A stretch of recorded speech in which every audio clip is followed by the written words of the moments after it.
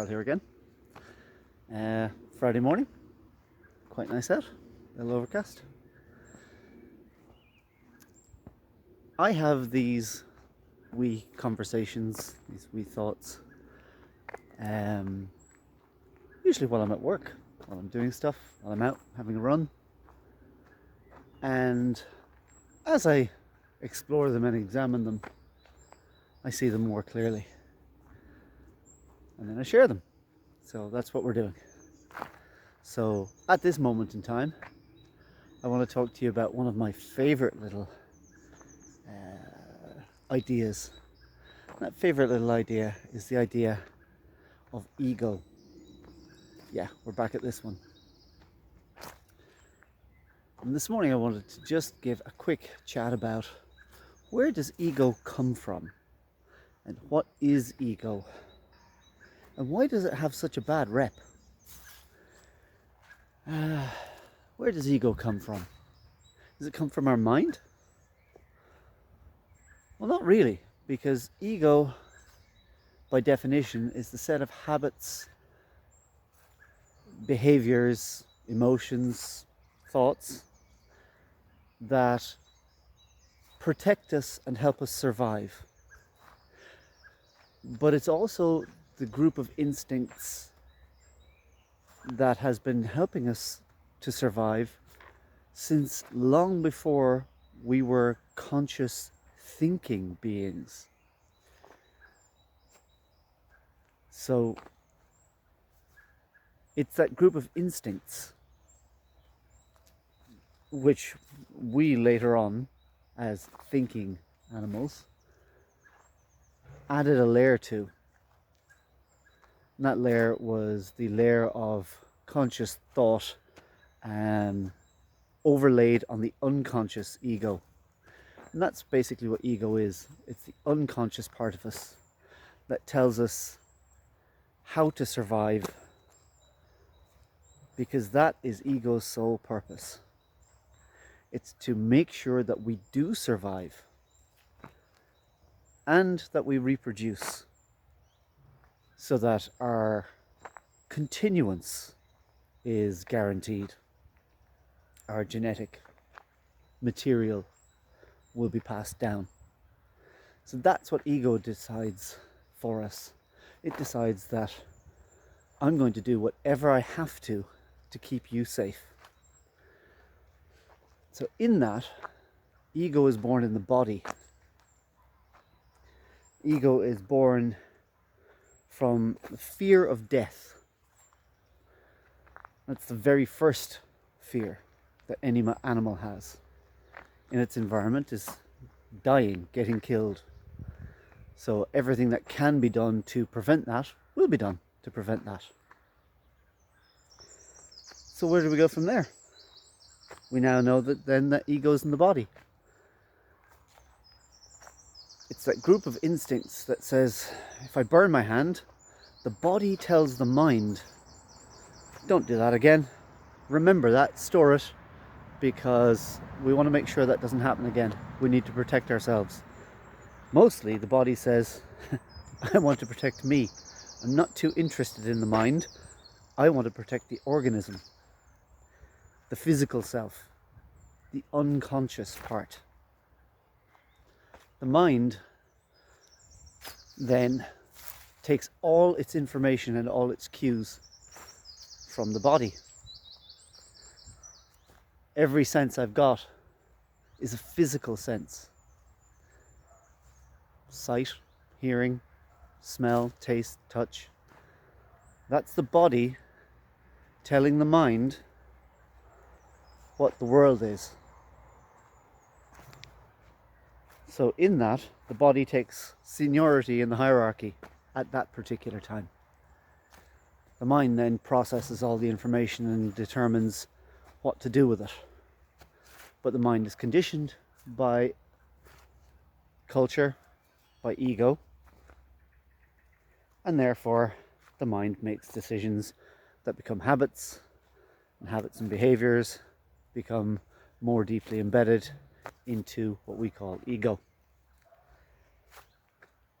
And the spirit because we are a mind, body, spirit organism after all, sits back and watches all this happening.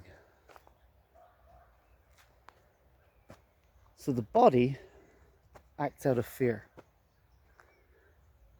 The body doesn't want to die. That's why it clings to life no matter what.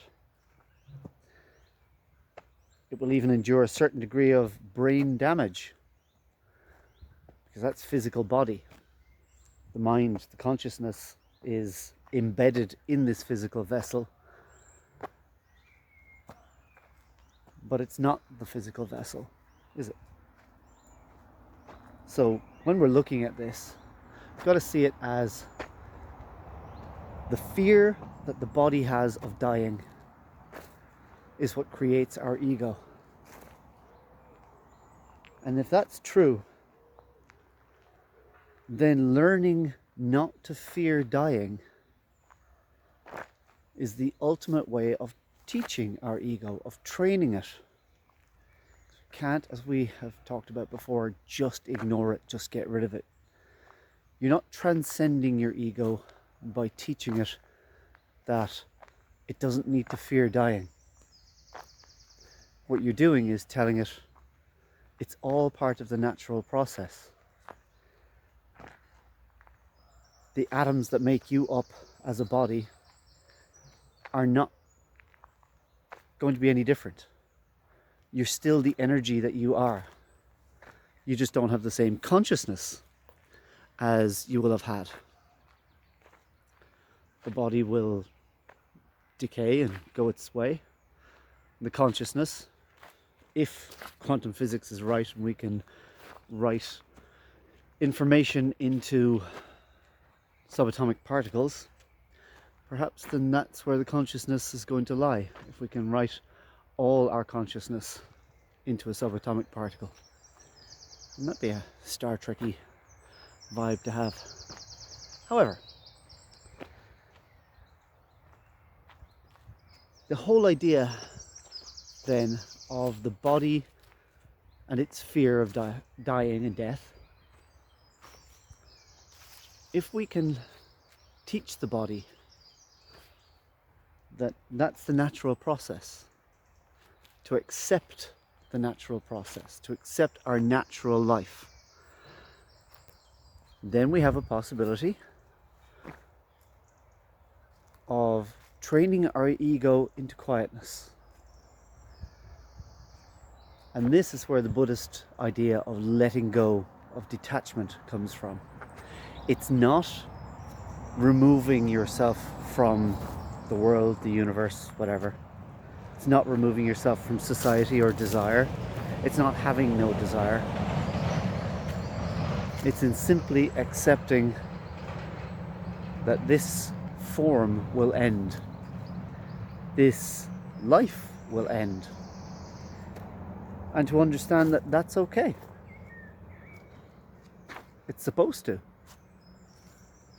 Doesn't matter then whether you believe in reincarnation, heaven, whether you believe in the Judaic principle of Ecclesiastes chapter 9 verse 5, where when a man dies, his thoughts die with him.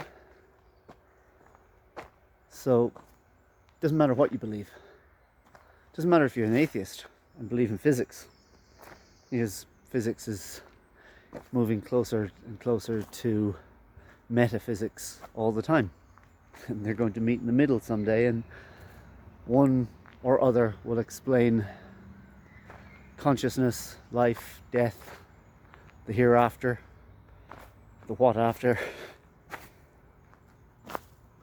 Learning to let go is learning to accept the finality of your body and not fearing your end. It's learning to accept that it's okay to grow older. It's okay to accept your mortality. And when we can get there, when we can do that, you learn to be more at peace, because you don't have anything to worry about. There's a finality to everything. Not a futility, a finality. Because this journey that you're on in this life, who knows where it ends? Or how it ends, or if it ends. It may be that I get reincarnated as a bug, splattered on a windscreen, reincarnated again and again and again and again and again, and live so many lives until I eventually get it right. What have I got to get right? Letting go. Detaching. That's what I've got to get right. Detaching in the sense that I mentioned. Not in the not being attached to anyone, not having any desires, just in understanding that it's okay. That I will live my life to its fullest, I will experience it to its best degree, I will try my damnedest to understand that I don't really own anything anyway. No matter whether I'm a millionaire, a billionaire, or a pauper, none of us owns anything. That makes it easier to let it go.